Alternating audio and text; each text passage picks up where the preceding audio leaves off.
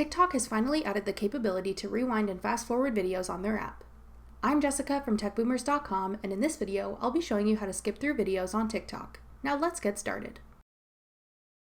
The skip function is still being rolled out to all users and may not be available on all videos yet, so you may need to scroll through your For You page a bit to find a video that has this option.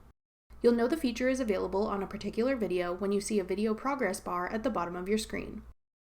There's a small circle on this bar that marks how far into the video you are currently.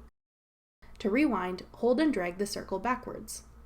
To skip forward, hold and drag the circle further into the progress bar.